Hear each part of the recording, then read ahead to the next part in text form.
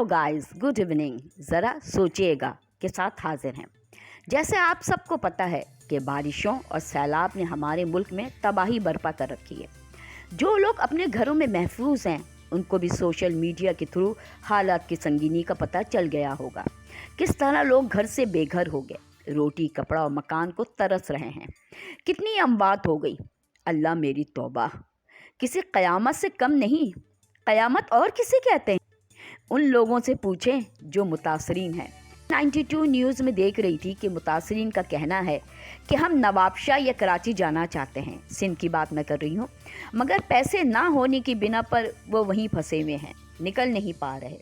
क्योंकि जो नवाबशाह और कराची आने का किराया 500 रुपये है, अब उसका किराया 2500 हो गया है।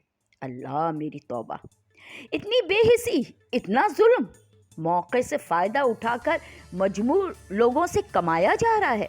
अरे अरे अरे, भूल गई, ये तो वही लोग हैं ना जिन्होंने मरी में सयाहों को लूटा। जो रूम किराए पर दिया था उसका वॉशरूम बंद करके पब्लिक वॉशरूम खोल दिया और फ़ी बंदा चार्ज करने लगे। होटल के कमरों के चार्जेस बढ़ा दिए गए। ऐसे दरंदे बेहिस जानवर लोग हैं हमारे दरमियान।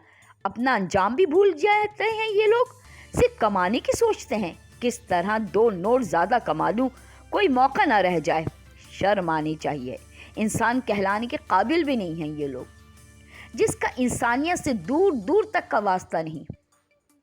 एक साहब जो सियासी ख़ानदान और बैंक बैलेंस का हामिल है, वो लोगों में 50 रुपये तकसीम करते हुए नज़र आए।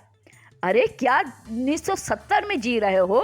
किसको बेवकूफ़ बना रहे हो? और जो उन लोगों से मांगते हो जिसको तुम 50 रुपए दे रहे हो, तो क्या तुम्हारे वोट की कीमत 50 रुपए है? तुम्हारी औकात 50 रुपए की है? कम से कम अपने स्टेटस के हिसाब से तो दे दो, ताकि क्या फ़र्क पड़ेगा। दोबारा इलेक्शन होंगे, दोबारा इन लोगों को वोट दे दिया जाएगा। हम कौन सी सदी में जी रहे हैं? लोगों को अवेयरनेस की ज़रूरत है, बल्कि इन लोगों को काउंसलिंग की ज़रूरत है। ए अल्लाह, हमारे मुल्क के गरीब अवाम पर रहम कर।